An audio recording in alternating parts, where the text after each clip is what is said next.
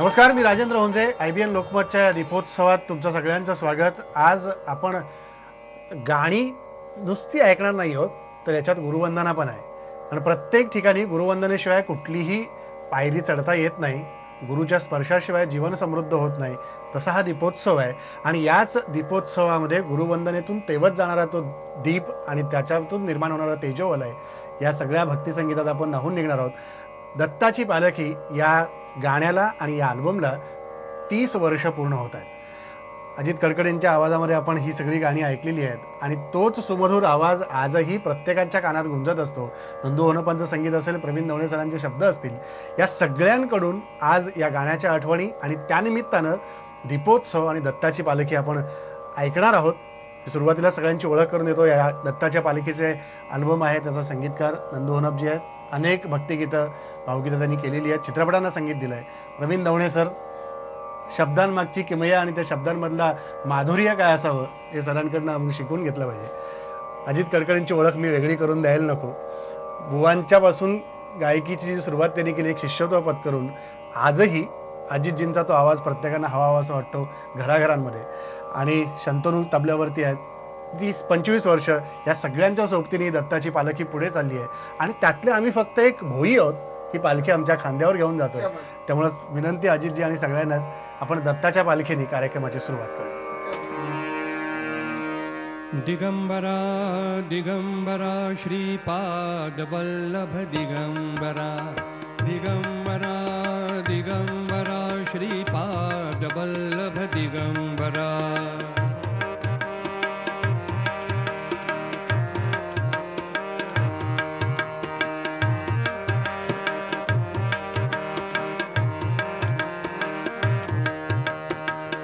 निघालो घेऊन दत्ताची पालखी, निघालो घेऊन दत्ताची पालखी.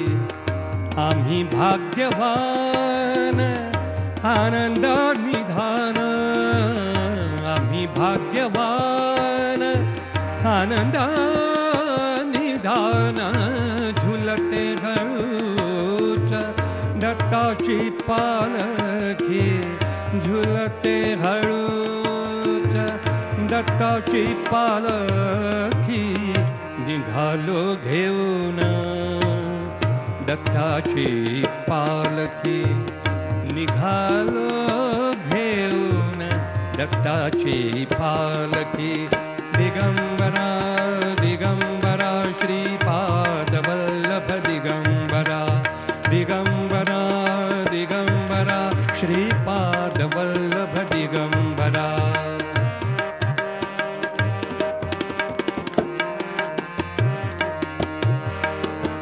रत्नांची आरास साज मखमली, रत्नांची आरास साज मखमली. त्यावरी सुगंधी फुले गोड होली, त्यावरी सुगंधी फुले गोड ओली. झुळूक कोवळी चंदना सारखी, झुळूक कोवळी चंदना सारखी. निघालो घेऊन दत्ताची पालखी, निघालो घेऊन दत्ताची पालखी. दिगंबरा दिगंबरा श्रीपाद वल्लभ दिगंबरा, दिगंबरा दिगंबरा श्रीपाद वल्लभ दिगंबरा.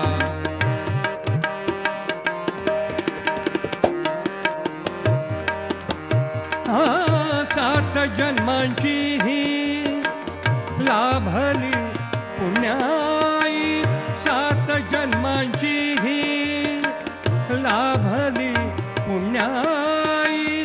म्हणून जागलो पालखीचे भोई, म्हणून जागलो, म्हणून जागलो, म्हणून जागलो पालखीचे भोई.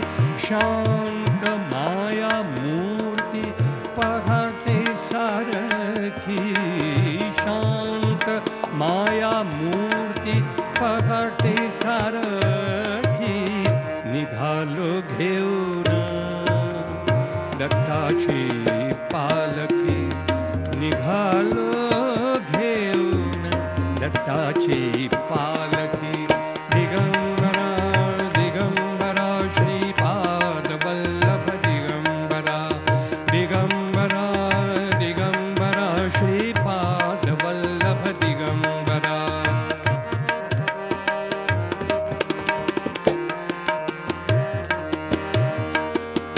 वाट वळणाची वाट वळणाची वाट वळणाची जीवाला या ओढी वाट वळणाची जीवाला या ओढी दिसते समोर नरसोबाची वाडी दिसते समोर नरसोबाची वाडी डोळ्यात गंगा जागली बोलकी डोळ्यात गंगा जागली बोलकी निघालो घेऊन दत्ताची पालखी आम्ही भाग्यवान आनंद निधान आम्ही भाग्यवान आनंद निधान झुलते हळूच दत्ताची पालखी झुलते हळूच दत्ताची पालखी निघालो घेऊन दत्ताची पालखी निघालो घेऊन दत्ताची पालखी दिगंबरा दिगंबरा श्रीपाद वल्लभ दिगंबरा दिगंबरा दिगंबरा श्रीपाद वल्लभ दिगंबरा दिगंबरा दिगंबरा श्रीपाद वल्लभ दिगंबरा. 30 वर्ष या सगळ्या कार्यक्रमाला, गाण्याला, या शब्दांना पूर्ण झाली. या टप्प्यावरती 30 वर्षात पुन्हा एकदा ही गुरुवंदना ऐकत असताना, रसिकांपर्यंत पोहोचवत असताना काय भाव असतात? मला खूपच म्हणजे दरवेळी मी हे दत्ताची पालखी जे गाणं गातो तेव्हा मला असं वाटतं की मी पहिल्यांदाच गातोय. क्या बात आहे. म्हणजे असं वाटतच मी मला 30 वर्ष झाली या गाण्याला. आणि नंदूजींनी संगीत देऊन यांनी लिहून मला असं वाटतं प्रत्येक वेळी मी ते पहिल्यांदाच गातो गाणं. आणि तो एक जो भाव, कारण जे प्रवीणजींनी लिहिलंय बघा तुम्ही, वाट वळणाची जीवाला या ओढी. जेव्हा आपण जर नरसोबाच्या वाडीला गेलो तर आपल्याला दिसून येतं खरोखर वाडीची वाट ही वळणाची आहे. आणि दत्ताची पालखी झुलते हळूच दत्ताची पालखी, हे जे त्यांनी लिहिलंय, गेली 27 वर्ष हे मी फक्त गात होतो. पण काय झालं, कारंजा लाडला 3 वर्षांपूर्वी जेव्हा मी दत्तप्रभूंची पालखी खांद्यावर घेतली तेव्हा मला हा प्रत्यक्ष अनुभव आला. ती खांद्यावर पालखी घेऊन आपण जेव्हा चालतो तेव्हा ती पालखी कशी झुलते हळूच. ही प्रचिती आहे. प्रचिती आहे. ही प्रचिती आहे. काय म्हणाल देवणे सर की ही प्रचिती आहे शब्दांमधनं आलेल्या अनुभूतीची? निशब्द हीच अनुभवती आहे. कारण म्हणजे ज्या क्षणी गाणं लिहिलं गेलं नंदूजीकडून संगीत आणि अजितजींचं, ते मला ध्वनीमुद्रण आठवतं. 30 वर्ष आपण हे सगळं साजरं करतोय. पण अजितजी, मला असं वाटतं की म्हणजे गाण्याच्या निर्मितीला आज जे वय आहे तेवढी पण आमची वय त्यावेळेला नव्हती हो. अगदी 22-23 वर्षाचं वय.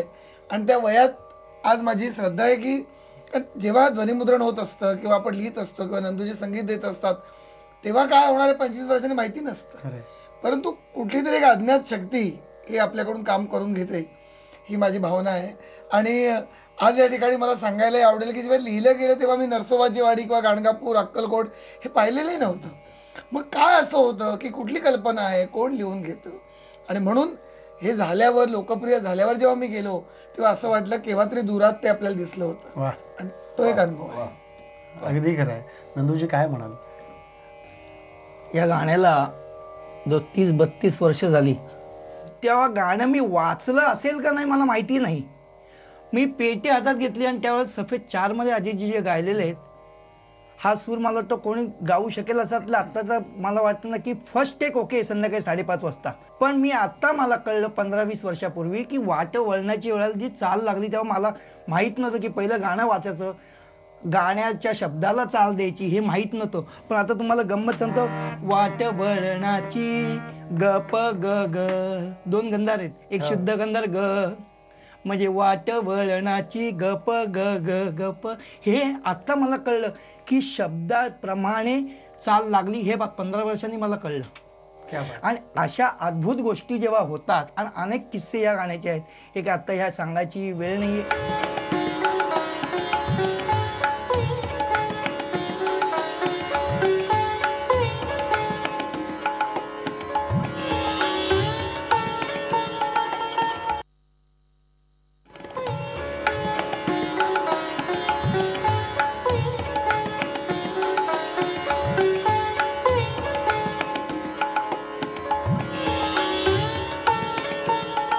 शेवटच्या 2 ओळी होत्या, डोळी आता गंगा जाहली बोलकी दिसते समोर नरसोबाची वाडी, हे जे 2 ओळी होत्या. जसं तुम्ही नरसोबाच्या वाडीला अनेक वेळा गेला असाल, तिथे सद्गुरूच्या समोर कार्यक्रम केले असतील. जेव्हा आपण गाणं गात असतो आणि समोर पादुका दिसत आहेत औदुंबराच्या आपल्याला, आणि त्या ओळी आपण म्हणतो डोळी आता गंगा जाहली बोलकी, काय वाटतं? आणि ज्या आमच्यासारखे रसिक ऐकत असतात त्यावेळेला तर ते शब्दांच्या पलीकडचं असतं नेहमी. गाताना प्रत्येक वेळी अनुभव येईलच असं नाही. जेवढे आपण त्या गाण्यात समरस होऊ आणि ऑडियन्सला विसरू तेव्हा तेव्हा अनुभव आपल्याला येत असतात. जेव्हा मी हे गातो डोळ्यात गंगा जाहली बोलकी, बऱ्याच वेळा, प्रत्येक वेळी नाही, बऱ्याच वेळा जर मी ऑडियन्समध्ये इन्व्हॉल्व्ह झालो तर माझ्या डोळ्यात पाणी येत नाही. पण जर मी ऑडियन्सला विसरलो आणि फक्त दत्तप्रभूंच्या पादुका दिसत आहेत, मला समोर दत्तप्रभू दिसत आहेत, हे जर स्मरून मी गायलो तर खरंच प्रवीणजीने जे लिहिलं आहे डोळ्यात गंगा जाहली बोलकी, अक्षरशः डोळ्यात ते पाणी येतच. पण त्याच्यासाठी आपण स्वतःला विसरलं पाहिजे आणि ऑडियन्सला विसरलं पाहिजे. हे झालं तरच हा अनुभव होतो, नाही तर नाही येत नाही. ते ध्यान लागलं पाहिजे. ध्यान लागलं पाहिजे तर मग त्या शब्दांची ताकद काय आणि ते मनापर्यंत कसे भेटतात त्याचा अनुभव यायला लागतो. पण जसं आता मगाशी नंदूजी म्हणाले की त्यावेळेचं विशीतलं वय सगळं आणि 7 जन्माची लाभली पुण्याई, हे शब्द सुचले, झालो पालकीचे बोई. ही जादू शब्दांची ही सहज जुळवता येत नाही आणि सहज मांडता पण येत नाही. कसं जुळत गेलं सगळं? खरं म्हणजे मला असं वाटतं की मनामध्ये कवितेचे संस्कार होते, परंतु घरामध्ये आईवडिलांनी 2 पासबुक मला वयाच्या 10व्या वर्षी दिली. आता पालक कुठले देतात माहिती नाही मला, पण एक पासबुक दिलं ज्ञानेश्वरी आणि दुसरं दिलं दासबोध.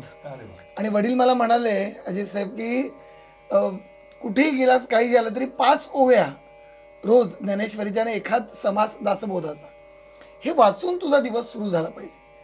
आज ही गोष्ट काही अभिमानाने मिरवण्यासारखी नाही, पण नम्रतेने वाटतं की आजच्या क्षणापर्यंत तो नियम चुकलेला नाही. कुठे ना तरी आई वडिलांना तसंच मला द्यावं असं वाटलं.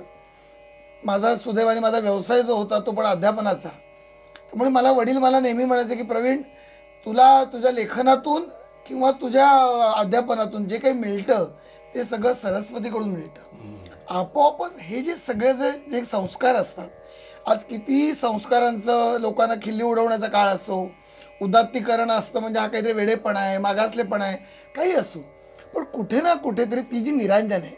आजही आपण दीपोत्सवाच्या वातावरणामध्ये गुरुवंदना करतो, म्हणजे एकीकडे गुरूंचा सूर आणि एकीकडे सुरांचे गुरु आपल्याला लाभलेले.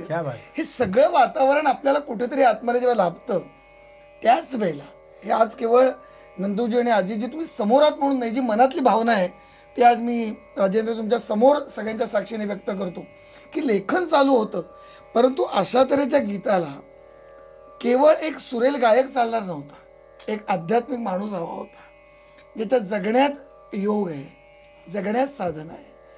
मी पाहिले आजीजींना अक्षरशः त्यांचा रियाज, तन्मयता त्यांची पाहिले, अगदी भूतमात्र प्राणीमात्रांपासून ते अगदी वृद्धांपर्यंत सेवा करताना पाहिले.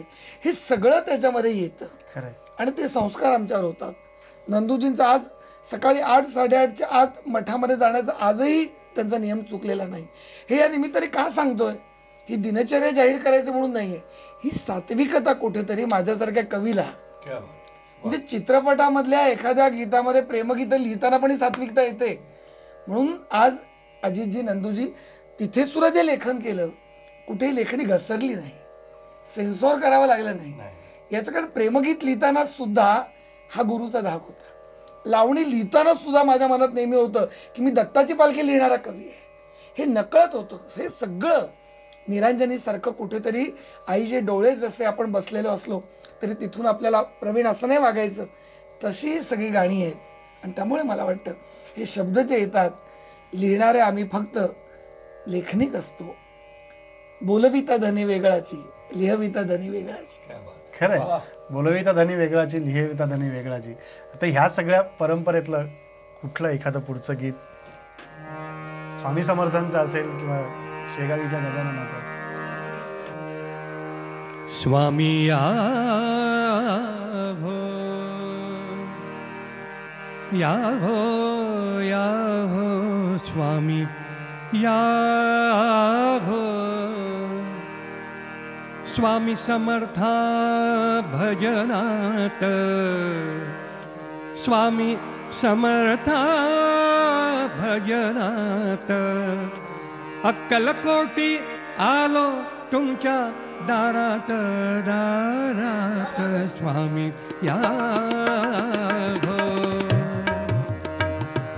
स्वामी याहो याहो याहो स्वामी याहो, स्वामी समर्था भजनात, स्वामी समर्था भजनात, अक्कलकोटी आलो तुमच्या, अक्कलकोटी आलो तुमच्या दारात दारात, स्वामी याहो याहो याहो स्वामी याहो.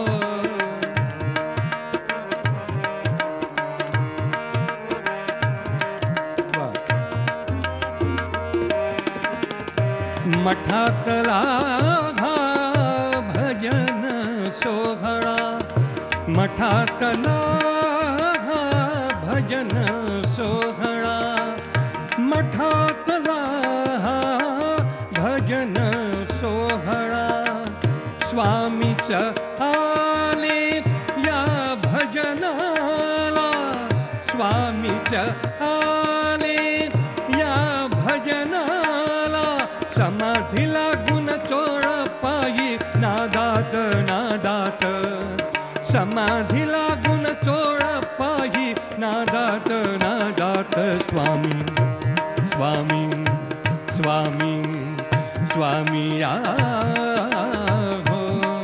याहो याहो स्वामी याहो याहो याहो स्वामी याहो याहो याहो स्वामी याहो.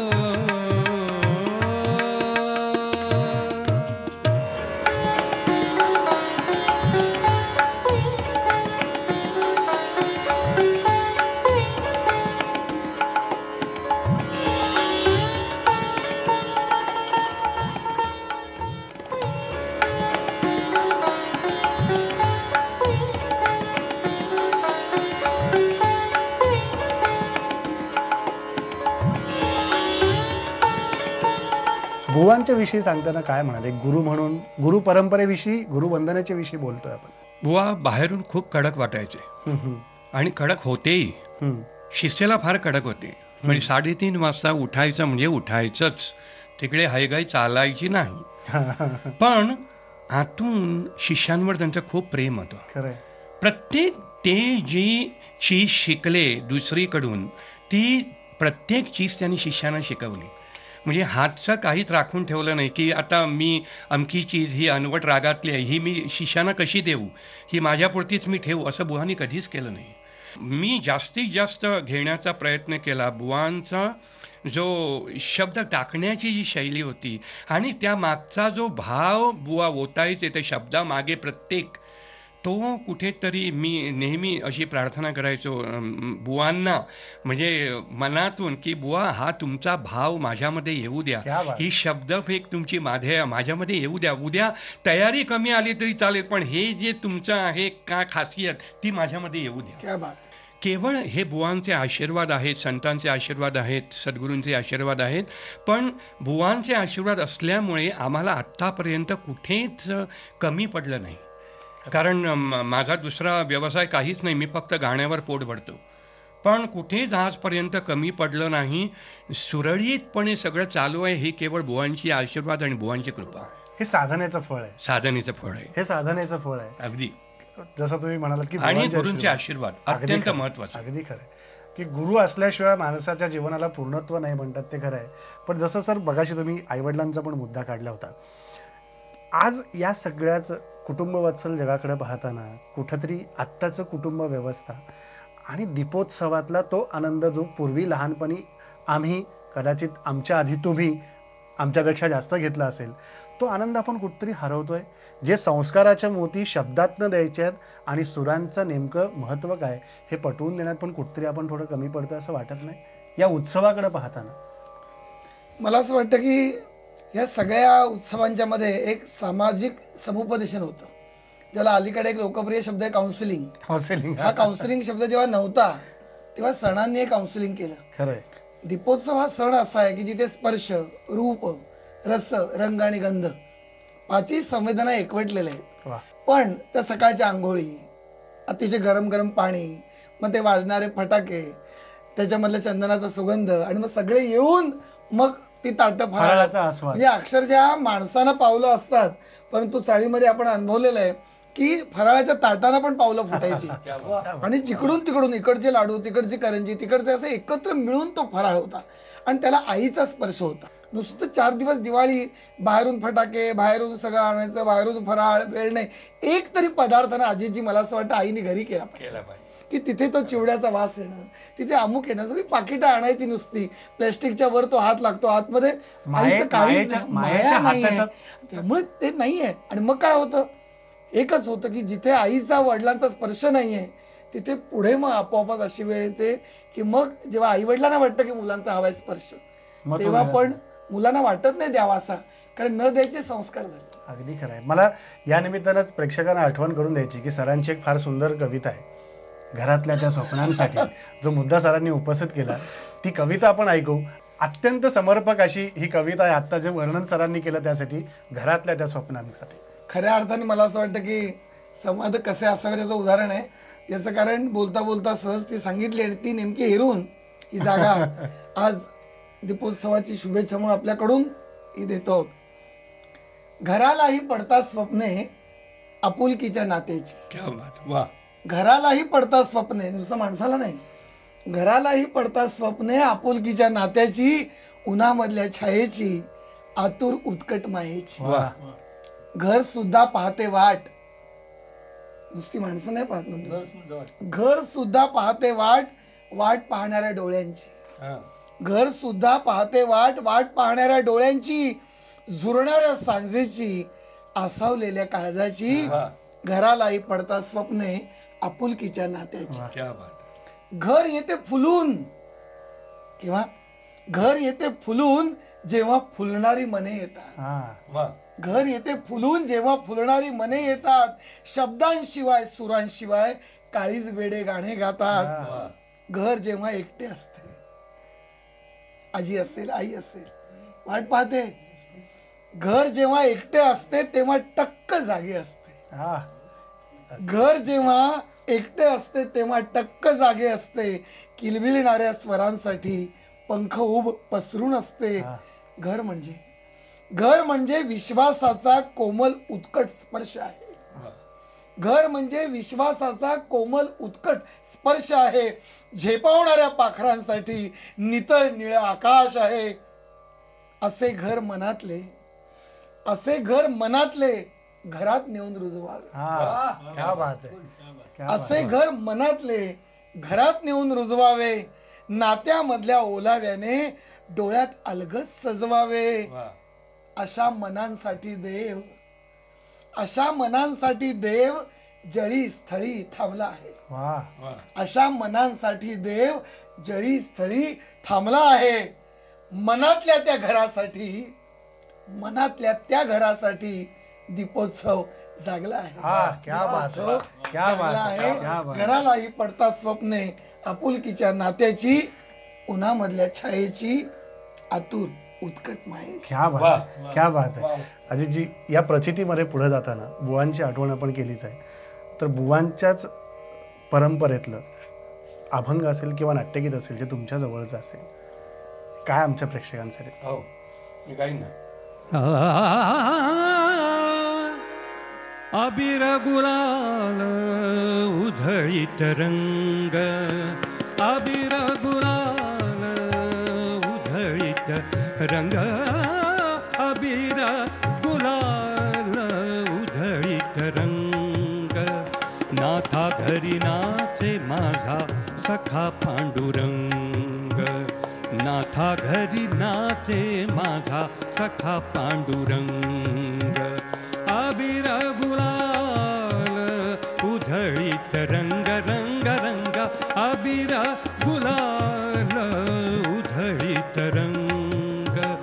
नाथा घरी नाचे माझा सखा पांडुरंग, नाथा घरी नाचे, नाथा घरी नाचे, नाथा घरी नाचे, नाथा घरी नाचे माझा सखा पांडुरंग. हो सखा पांडुरंग, हो सखा पांडुरंग. अबीर गुलाल उधळीत रंग.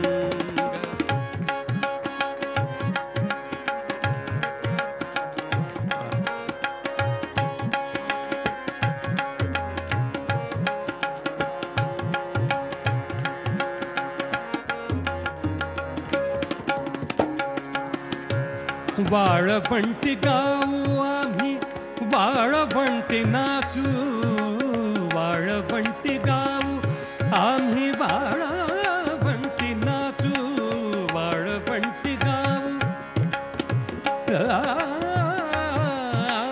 वाळवंटी गाऊ, वाळवंटी गाऊ,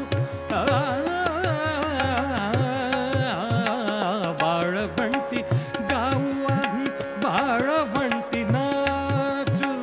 चंद्रभागेच्या पाण्याने अंग अंग न्हाऊ, चंद्रभागेच्या पाण्याने अंग अंग न्हाऊ. चंद्रभागेच्या पाण्याने, चंद्रभागेच्या पाण्याने, चंद्रभागेच्या पाण्याने अंग अंग न्हाऊ. विठ्ठलाचे नाम घेऊ, विठ्ठलाचे नाम घेऊ, विठ्ठलाचे नाम घेऊ, विठ्ठलाचे नाम घेऊ, विठ्ठलाचे नाम घेऊ. होऊन निसंग नाथा घरी नाचे माझा सखा पांडुरंग, नाथा घरी नाचे माझा सखा पांडुरंग. हो सखा पांडुरंग, हो सखा पांडुरंग. अबीर गुलाल उधळीत रंग, अबीर गुलाल उधळीत रंग. नाथा घरी नाचे माझा सखा पांडुरंग, हो सखा पांडुरंग, हो सखा पांडुरंग.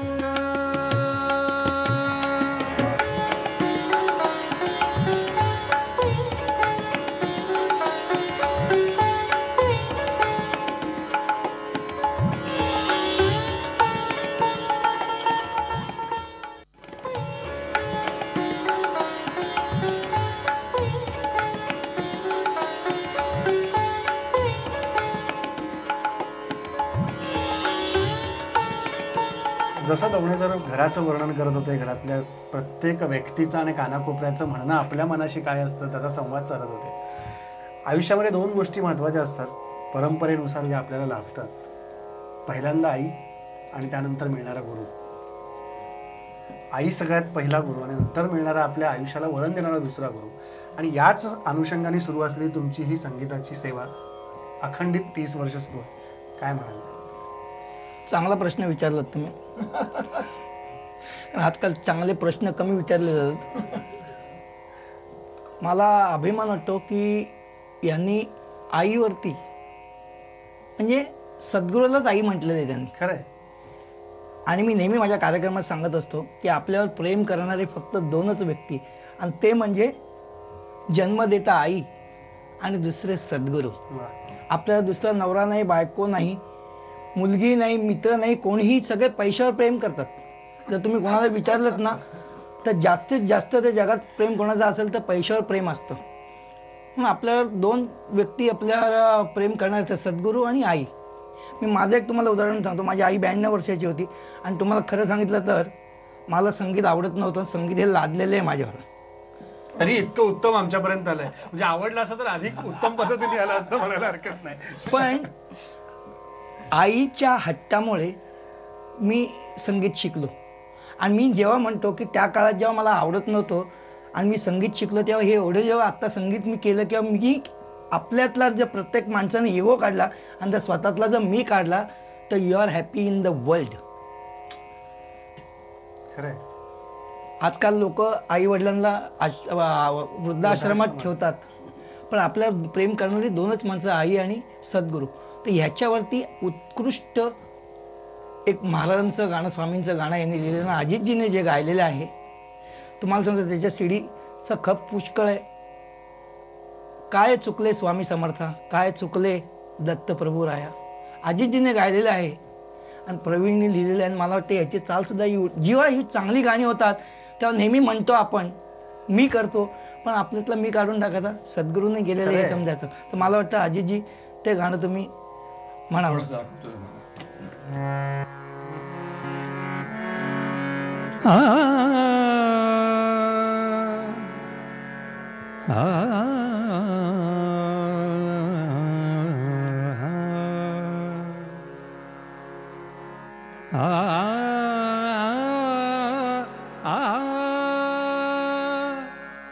काय चुकले हो स्वामी समर्था, काय चुकले हो स्वामी समर्था, काय चुकले हो स्वामी समर्था, हृदयाशी घ्यावे या लेकराला, हृदयाशी घ्यावे या लेकराला, हृदयाशी घ्यावे या लेकराला, हृदयाशी घ्यावे या लेकराला.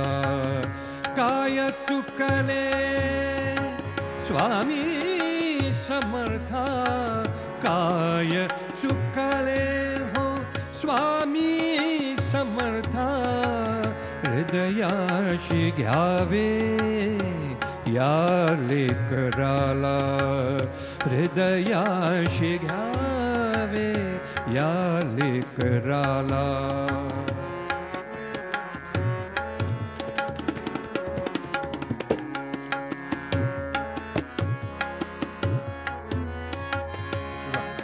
क्या बात है. समर्था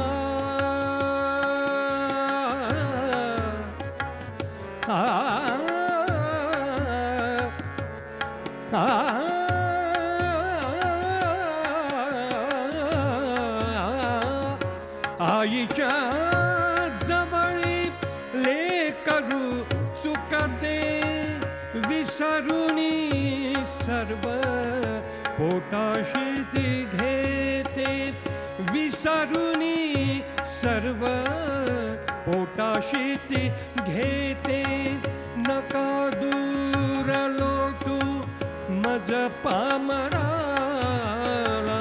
नका दूर लोटू, नका दूर लोटू, नका दूर लोटू मज पामराला, हृदयाशी घ्यावे या लेकराला, हृदयाशी घ्यावे या लेकराला. काय चुकले हो स्वामी समर्था, हृदयाशी घ्यावे या लेकराला. हृदयाशी घ्यावे या लेकराला. स्वामी या लेकराला, स्वामी या लेकराला.